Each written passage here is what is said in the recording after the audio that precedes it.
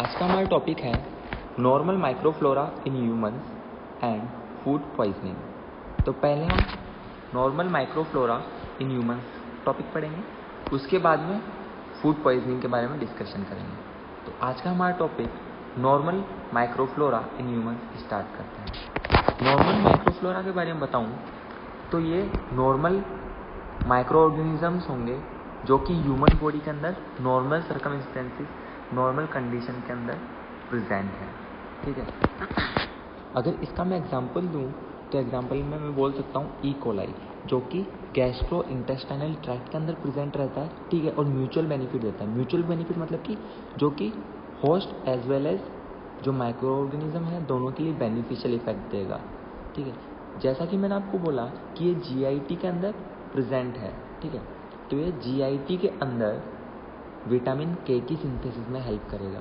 ठीक है, और खुद के लिए भी वहाँ से बेनिफिशियरी इफेक्ट्स वो लेगा। ठीक है, तो ई कोलाई क्या हो गया, जीआईटी का नॉर्मल माइक्रोफ्लोरा हो गया। ठीक है, तो इसी तरह अलग अलग माइक्रोफ्लोरास अलग अलग साइट्स पे प्रेजेंट रहते हैं। ठीक है, जैसे कि स्किन्स में अलग हो गए, नोज पे अलग हो गए, नेजोफेरिंग्स में अलग हो गए, रेस्पिरेटरी ट्रैक्ट में अलग हो गए, जीआईटी ट्रैक्ट यानी कि small intestine as well as large intestine दोनों में अलग अलग हो गए।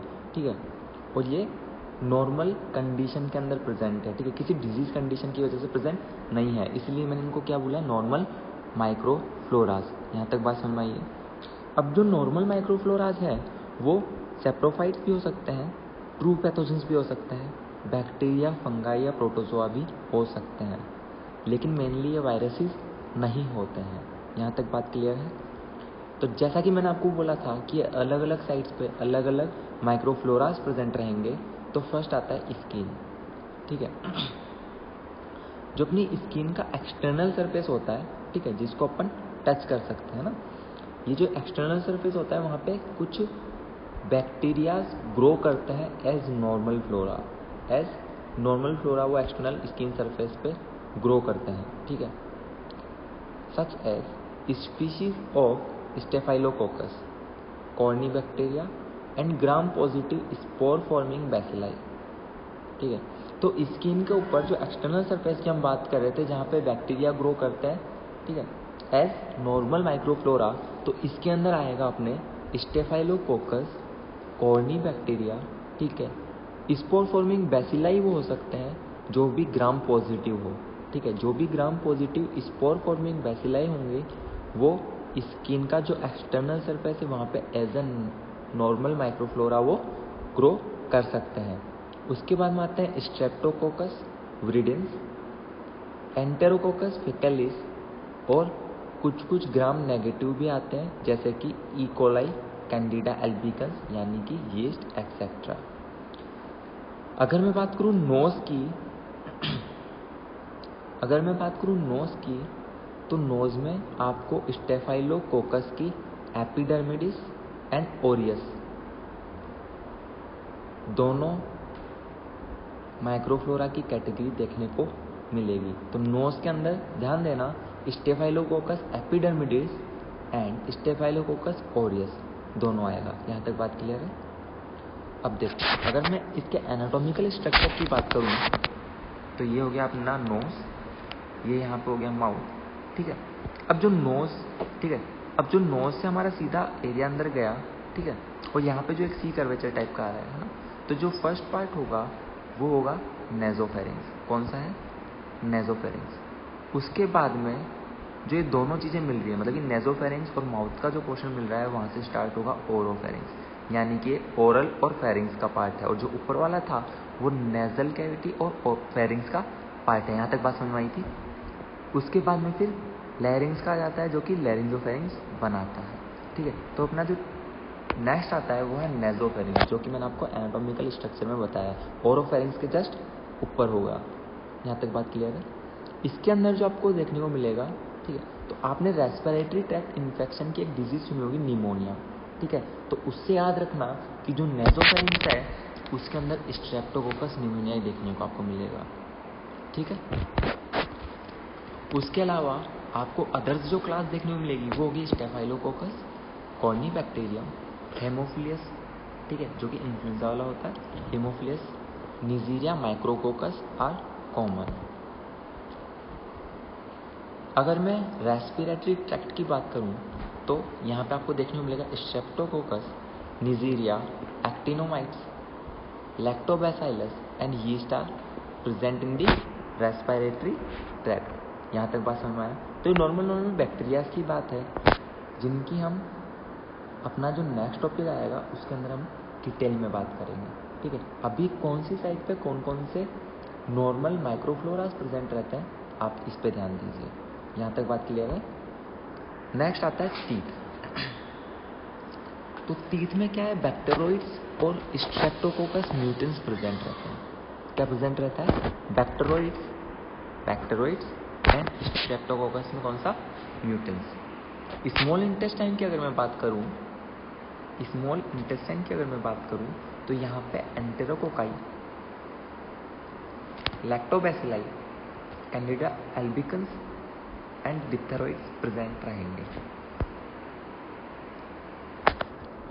पहले हमने बात करी है स्मॉल इंटेस्टाइन की, अब हम आते हैं लार्ज इंटेस्टाइन पे, ठीक है।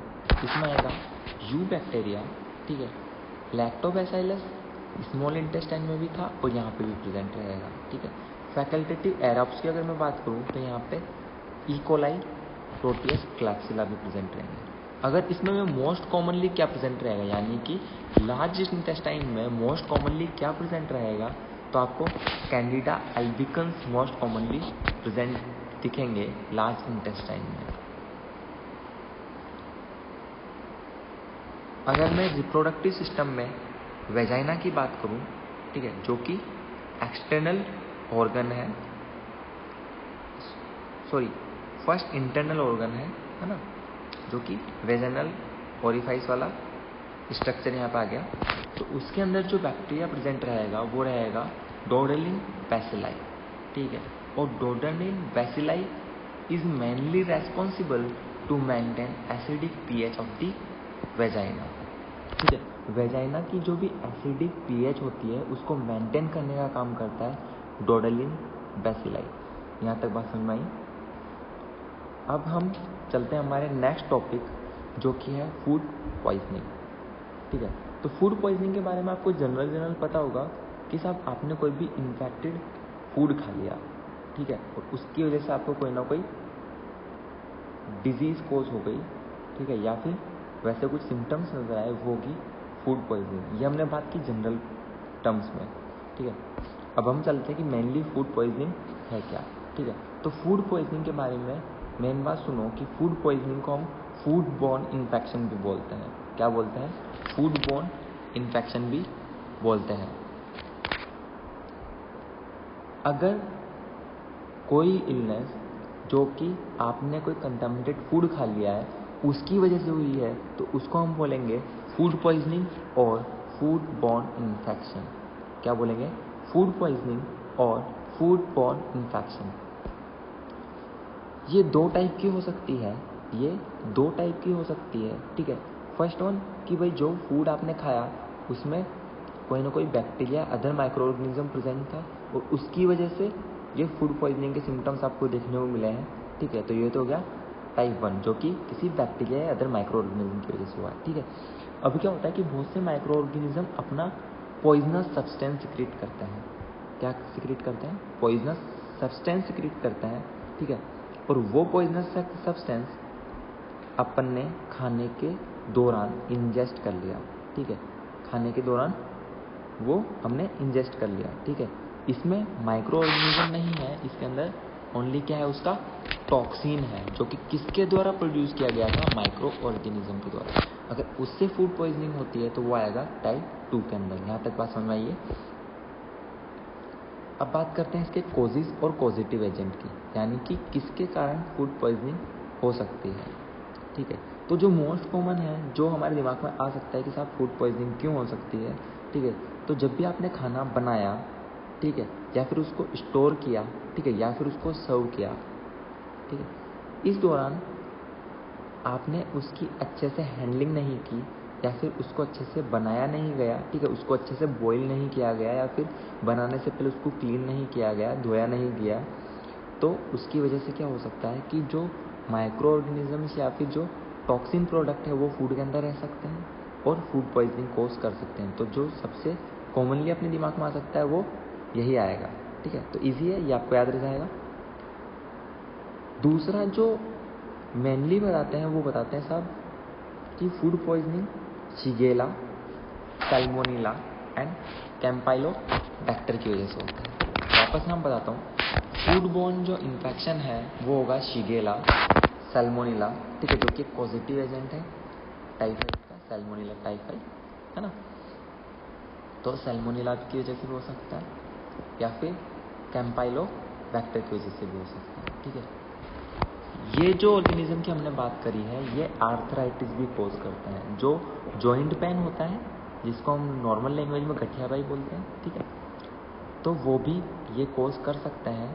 और डायरिया ये कोज कर सकता है after the 1 to 3 week of the injection, ठीक है। पॉइजनिंग के 1 से 3 वीक के बाद में आपको सिम्टम्स देखने को मिल सकते हैं साहब कि या तो आर्थराइटिस ये कोज कर सकता है या फिर डायरिया ये कोज कर सकता है। मेनली फूड पॉइजनिंग पे कोज करने वाले ऑर्गेनिज्म कौन कौन से हैं? Shigella, salmonella and campylobacter. यहाँ तक बात क्लियर है। अब मैं बात करूँगा मेजर बैक्टीरियल एजेंट की। तो मेजर बैक्टीरियल एजेंट मैंने आपको बोला था कि साहब शिगेला, सैल्मोनेला, ठीक है, और कैम्पाइलोबैक्टर मैंने आपको बोला था। उसके अलावा आते हैं ई कोलाई जो कि ग्राम नेगेटिव है, और विब्रियो कोलेराई जो कि एक डिजीज़ होती है कोलेरा, उसको कोज करने का एक पॉजिटिव एजेंट है विब्रियो कोलेरा, ठीक है। अदर माइक्रो ऑर्गेनिजम्स की अगर मैं बात करूं तो इसमें आता है स्टेफाइलोकोकस ऑरियस एंड यर्सीना एंटेरोकोलाइटिका। पहले हमने बात की थी बैक्टीरियल्स की, अब हम बात करते हैं पैरासाइटिक की। तो पैरासाइटिक के अंदर आपको देखने को मिलेगा एंटोमीबा हिस्टोलिटिका, ठीक है। दूसरा आता है गियार्डिया लैम्ब्लिया। गियार्डिया लैम्ब्लिया कि आपने बहुत रेयरली नाम सुना होगा, तो इसके बारे में सुनो। गियार्डिया लैम्ब्लिया को गियार्डिया ड्यूडेनलिस भी बोलते हैं, ठीक है, और गियार्डिया इंटेस्टाइनलिस भी बोलते हैं, ठीक है। भाई जीआईटी के पार्ट हुए ड्यूडोनम, ठीक है, तो इसको हमने क्या नाम दिया? गियार्डिया ड्यूडेनलिस, ठीक है, और दूसरा इंटेस्टाइन आ गया तो हमने नाम दिया गियार्डिया इंटेस्टाइनलिस। नाम याद रहेगा, ठीक है। अब जो गियार्डिया लैम्ब्लिया है ये क्या करता है कि एक ऑर्गेनिज्म है जो कि इंटेस्टाइन के अंदर मल्टीप्लाई करता है और रिप्रोड्यूस करता है, ठीक है, और वहाँ पे एक डायरिया कोजिंग डिजीज कोज करता है जिसको हम बोलते हैं गियार्डियोसिस। क्या बोलते हैं बच्चे? गियार्डियोसिस। यहाँ तक बात समझ में आई है? तो ये बात हमने कंप्लीट की पैरासाइटिक की। उसके बाद में हम आते हैं कि साहब क्या क्या साइन एंड सिम्टम्स देखने को मिल सकते हैं फूड पॉइजनिंग की, ठीक है। तो फूड पॉइजनिंग के अगर आप जनरल साइन एंड सिम्टम्स बिना पढ़े भी सोचोगे ना तो आपको याद आएगा कि साहब नोजिया हो सकता है, यानी कि सेंसेशन ऑफ दी वॉमिटिंग हो सकती है, डायरिया हो सकता है ना, एब्डोमिनल पेन होगा, या फिर पेशेंट को चक्कर जैसा लगेगा, है ना, थोड़ी वीकनेस टाइप की हुई, कुछ खाने का मन नहीं होगा, उल्टी सज्जी हो रहा है तो बार बार कुछ खाने का मन नहीं होगा, कुछ खाएगा नहीं तो कमजोरी आएगी, उसकी वजह से वर्टिगो जैसे चक्कर आने का कंडीशन हो सकता है ना, या फिर कमजोरी आएगी, फैटिग वाली कंडीशन आ गई, ठीक है, या फिर कोई ऐसा टॉक्सिन अंदर गया है जो कि अपना इंटेस्टाइनल रीजन है वहाँ पे इन्फ्लामेशन या इन्फेक्शन कोज कर दे, ठीक है, जो कि स्टमक और जीआईटी वाला जो रीजन है वहाँ पे इन्फेक्शन या इन्फ्लामेशन कोज कर दे, उसको हम बोलते हैं गैस्ट्रोएंटराइटिस। क्या बोलते हैं उसको? गैस्ट्रोएंटराइटिस। ये थोड़ी डेंजरस कंडीशन हो जाती है, ठीक है। तो ये हमने बात की है sign and symptoms of the food poisoning की। इसके आगे चलते हैं डायग्नोसिस टेस्ट की। कि साहब आपको फूड पॉइजनिंग हुई, आप हॉस्पिटल गए, तो डॉक्टर उसको डायग्नोस करने के लिए आपके कौन कौन से टेस्ट की बात हम कर सकते हैं, ठीक है। तो जो फर्स्ट आता है वो है USG, यानी कि अल्ट्रासोनोग्राफी। उसके बाद में आपकी ब्लड टेस्ट भी करवा लिया जा सकता है, यानी कि CBC, कंप्लीट ब्लड काउंट, जिसके अंदर TLC, BLC, HB, WBC counts वगैरह सब आ जाएंगे। फिर आता है रीनल फंक्शन टेस्ट, यानी कि RFT। तो RFT के बारे में, यानी कि रीनल फंक्शन टेस्ट के बारे में, रीनल के बारे में आपको पता होगा कि रीनल जो है वो excretion of the waste product करता है थ्रू द यूरिन, ठीक है। तो इसके अंदर एक यूरिन टेस्ट भी इंक्लूड होता है। यहाँ तक बात समझ में आई है। अगर मैं बात करूँ LFT की, तो LFT होता है लीवर फंक्शन टेस्ट। इसके अंदर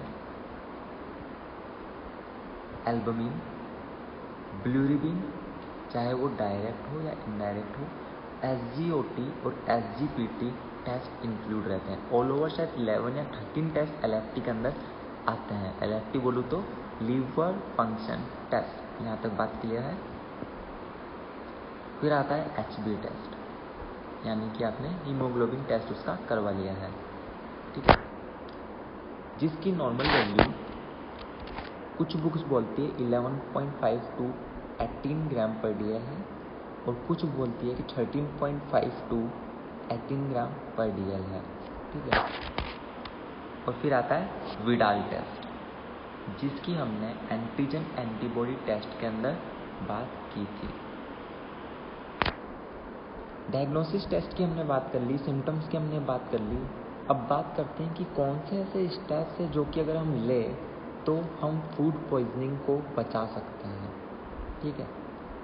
तो ध्यान देना, आप ये सेंटेंसेस जो है वो मत पढ़ो, जस्ट जनरल सोचने की कोशिश करो कि कौन कौन से स्टेप्स आप ले सकते हैं, ठीक है। तो सबसे पहले आप ये सोच लीजिए कि अगर आप कुछ भी फ्रूट्स खा रहे हैं तो उसको आराम से वॉश करके खाइए, ठीक है। कोई वेजीज अगर आपको बनानी है तो उसको पहले आप वॉश कीजिए, ठीक है।